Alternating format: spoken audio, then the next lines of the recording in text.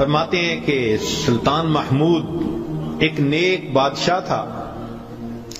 اس کے پاس ایک دیہاتی نوجوان آ گیا. اس کا تعلق دیہات سے تھا.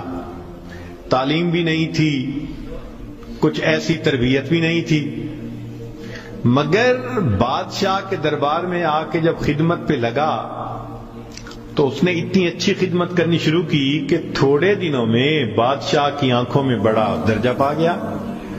بادشاہ نے اپنے مقرب بندوں میں شامل کر لیا.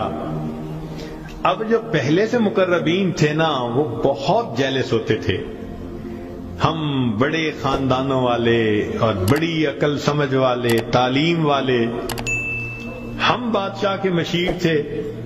یہ کل کا نوجوان پتہ نہیں کہاں سے آ گیا دیہات سے اٹھ کے کہ بادشاہ کی اس کے اوپر بڑی خاص نظر پڑتی ہے. چنانچہ انہوں نے پروگرام بنایا کہ ہم بادشاہ سے موقع ملنے پہ بات کریں گے. انہوں نے بات کی کہ بادشاہ سلامت, جو محبت کی نظر اس کی طرف اٹھتی ہے وہ ہمارے اوپر نہیں اٹھتی. حسب میں ہم اچھے, نسب میں ہم اچھے, مال میں ہم اچھے, عقل میں ہم اچھے, لیکن محبت کی نظر اس کو جو مل گئی وہ ہمیں نہیں مل رہی. تو بادشاہ نے کہا کہ اچھا, میں کسی موقع پہ اس کا جواب دوں گا. اب بادشاہ نے کیا کیا کہ ایک پھل منگوایا جو بہت کڑوا تھا. کاشیں بنوائیں اور کاشیں ان سب لوگوں میں تقسیم کر دیں جو اعتراض کرنے والے تھے, اور ایاز بھی وہیں بیٹھا تھا. تو جس جس کو وہ کاش ملی اس نے منہ میں ڈالا, تھو تھو. بادشاہ سلامت بڑا بہت کڑوا, توبہ توبہ بہت کڑوا. سب نے اپنے منہ سے وہ پھل نکال دیا اور کہا کہ بادشاہ سلامت یہ بہت کڑوا ہے. تو بادشاہ نے جب ایاز کو دیکھا تو وہ مزے سے کھا رہا تھا. تو بادشاہ نے اس سے پوچھا کہ ایاز, یہ کاش میٹھی ہے جو اتنے مزے سے کھا رہے ہو؟ اس نے کہا بادشاہ سلامت ہے تو کڑوی, کھاتے کیوں جا رہے ہو؟ اس نے کہا بادشاہ سلامت میرے دل میں یہ بات آئی کہ جس بادشاہ کے ہاتھوں سے میں زندگی بھر میٹھی چیزیں لے کے کھاتا رہا, اگر آج مجھے کڑوی بھی مل گئی تو میں اس کو واپس کیسے کروں؟ عمر بھر میٹھی چیزیں لے کے کھاتا رہا, آج کڑوی بھی مل گئی تو واپس کیسے کروں؟ کاش کہ یہ چیز ہمارے اندر آ جاتی کہ جس پروردگار کی نعمتوں سے ساری زندگی ہم انجوائے کرتے رہتے ہیں, اگر کبھی کوئی اس کی طرف سے آزمائش کی گھڑی بھی آ جائے تو ہم پھر شکوہ کیوں کرتے ہیں؟ اب بادشاہ نے سوچا کہ بھائی یہ لوگ جو بہت اعتراض کرنے والے تھے نا, ان کے سامنے کوئی اور ایسا ہیلا کرنا چاہیے کہ ذرا ان کو بات سمجھ میں آ جائے. تو ایک دن بادشاہ آیا اور اس نے کہا کہ دیکھو بھائی, آج میں تم سب کی عقل کا امتحان لوں گا, تمہارا آئی کیو لیول دیکھوں گا کیا ہے, اور میں دیکھتا ہوں کہ کون اس میں پاس ہوتا ہے. اب جب بتا دیا تو سب بڑے محتاط ہو گئے. بادشاہ نے ایک موٹا سارا ہیرا دکھایا, دیکھو یہ کتنا قیمتی ہے, کتنا چمکدار ہے, اور ایک ہتھوڑا بھی ساتھ دیا,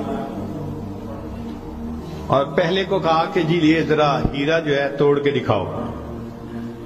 اب وہ سمجھ رہا تھا کہ بادشاہ نے ہم سے امتحان لینا ہے ہماری سمجھداری کا. تو اس نے کہا بادشاہ سلامت یہ ہیرا تو بہت قیمتی ہے, اتنے کیرٹ کا اور بالکل بے عیب ہے, کوئی فلاں نہیں, فلاں لیس ہے, لہذا اس کو تو نہیں توڑنا چاہیے. بادشاہ مسکرایا, کہنے لگا ہاں بہت اچھا. تو وہ سمجھا کہ بھائی میں نے بادشاہ کو کنونس کر دیا, چنانچہ دوسرے کو دیا, اس نے بھی اسی قسم کی لاجک, تیسرے کو دیا, اس نے بھی لاجک. جتنے اعتراض کرنے والے تھے سب کو ہیرا ہتھوڑا دیتے رہے, وہ یہی لاجک دیتے رہے اور معذرت کرتے رہے, حتیٰ کہ بادشاہ نے وہ ہیرا ایاز کے ہاتھ میں پکڑایا. جب ایاز کو کہا ایاز اسے توڑو, ایاز نے اس کو نیچے فرش پہ رکھا, دے کے مارا ہتھوڑا, اور اس کے ٹکڑے ٹکڑے کر دیے۔ اب جب اتنے قیمتی ہیرے کے ٹکڑے ہو گئے تو وہ تو سارے خوش ہو گئے، آج اس کا گنوار پن کھلا، اس کی جہالت کھلی، بے وقوف، کیا پتا اس کو یہ کتنی قیمتی چیز تھی۔ تو وہ ایکسپیکٹ کرنے لگے کہ آج تو بادشاہ اس کو دھکا دے دے گا دربار سے۔ تو جب ہیرے کے ٹکڑے ہو گئے تو بادشاہ نے اس کی طرف دیکھ کے کہا، ایاز تو نے ہیرے کے ٹکڑے کر دیے، اتنے قیمتی ہیرے کے؟ تو ایاز نے آگے سے سمپل سا آنسر دیا کہ بادشاہ سلامت، آپ نے مجھے حکم دیا تھا ہیرے کو توڑ دو۔ اب میرے سامنے دو آپشن تھی، یا تو اتنے قیمتی ہیرے کو توڑ دیتا، یا پھر میں انکار کرتا تو آپ کے حکم کو توڑ دیتا۔ میری نظر میں آپ کا حکم ایسے سینکڑوں ہیروں سے زیادہ قیمتی تھا، لہذا اس کو کم قیمت سمجھتے ہوئے میں نے آپ کے حکم کو نہیں توڑا، میں نے ہیرے کو توڑ دیا۔ تو بھئی جتنا ایاز کے دل میں بادشاہ کے حکم کا احترام تھا، کاش ہم بندوں کے دل میں پروردگار کے حکم کا ایسا احترام آ جاتا۔ ہم خواہشوں کو توڑ دیں، تمناؤں کو توڑ دیں، اپنی امیدوں کو توڑ دیں، ہم کبھی بھی حکم خدا کو نہ توڑیں۔ تیسرا واقعہ لکھا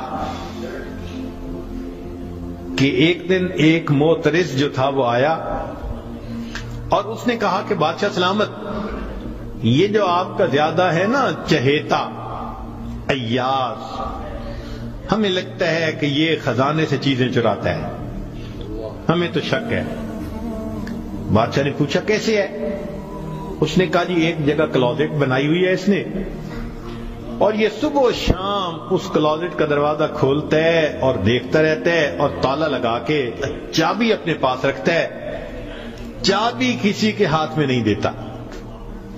تو بادشاہ سلامت ہمیں تو پکا شک ہے کہ آپ کے خزانے سے اس نے قیمتی چیزیں چرا کے رکھی ہیں اور یہ صبح و شام دیکھتا ہے ان کو۔ بادشاہ نے اسی وقت ایاز کو بلوا لیا، لوگوں کے سامنے پوچھا، ایاز تمہاری کوئی کلوزٹ ہے ایسی؟ جی۔ تالا لگا کے رکھتے ہو؟ جی۔ صبح شام کھول کے دیکھتے بھی ہو؟ جی۔ لاؤ چابی اس کی۔ ایاز نے چابی نکال کے دے دی۔ بادشاہ نے ایک آدمی کو بھیجا کہ جاؤ اور کلوزٹ میں جو کچھ پڑا ہے سب اٹھا کے یہ کہ لے کے آؤ۔ اب جب وہ گیا تو ایاز تو مطمئن کھڑا رہا، مگر معترضین بڑے خوش ہوئے، آج پکڑا گیا، آج سمجھ لگے گی بادشاہ کو یہ کیسا بددیانت انسان۔ تھوڑی دیر گزری تو جو گیا تھا وہ تالا کھول کے کیا دیکھتا ہے کہ اس میں ایک پرانا سا لباس ہے اور ایک پرانا سا جوتا رکھا ہوا اور کچھ بھی نہیں۔ بڑا حیران ہوا، اس کو یہ صبح بھی دیکھتا ہے شام بھی دیکھتا ہے۔ وہ اس کو لے کے بادشاہ کے پاس آیا۔ بادشاہ سلامت کلوزٹ میں یہ دو چیزیں تھیں۔ بادشاہ نے کہا ایاز بس یہی کچھ تھا؟ جی یہی تھا۔ ایاز یہ تو اتنی قیمتی نہیں کہ تم ان کو تالے میں رکھو اور صبح شام اس کو جا جا کے دیکھو۔ ایاز نے کہا کہ بادشاہ سلامت میرے لیے قیمتی ہے۔ پوچھا کیوں؟ کہ بادشاہ سلامت جب میں پہلی مرتبہ آپ کی خدمت میں حاضر ہوا تھا، میں دیہاتی سا لڑکا تھا، یہ تہبند باندھی تھی، یہ کرتا پہنا تھا، یہ جوتا پہنا ہوا تھا، میں نے اس کو اپنے لیے پریزرو کر کے رکھ لیا۔ اب روز صبح اور شام میں دروازہ کھولتا ہوں، اپنے نفس کو مخاطب کر کے کہتا ہوں ایاز بادشاہ کے احسانات کو مت بھولنا، تمہیں جو اس نے رتبہ دیا تمہاری اوقات تو یہ تھی، تمہاری اوقات یہ تھی۔ میں صبح بھی اپنے آپ کو یاد دلاتا ہوں، میں شام بھی اپنے آپ کو یاد دلاتا ہوں، مولانا لکھتے ہیں کاش کہ یہ صفت اللہ ہمیں بھی عطا فرماتا، ہم بھی اپنے ابتدا کو دیکھتے، کیا حال تھا، کیا ہماری اوقات تھی، اور آج اللہ نے اپنی رحمتوں سے، نعمتوں سے، برکتوں سے کس طرح ہمیں مالا مال کر دیا، ہم بھی اپنی بنیاد کو یاد رکھتے ہیں۔ تو اگر ایک دنیا کا غلام اپنے مالک کے حکم کو اتنا قیمتی سمجھتا ہے تو ہم تو اللہ کے ویسے ہی بندے ہیں، غلام سے بھی ایک درجہ نیچے، ہم تو اللہ کی ملک ہیں، مخلوق ہیں اس کی۔ لہذا ہمیں چاہیے کہ اللہ رب العزت کے حکم کی عظمت کو سامنے رکھیں۔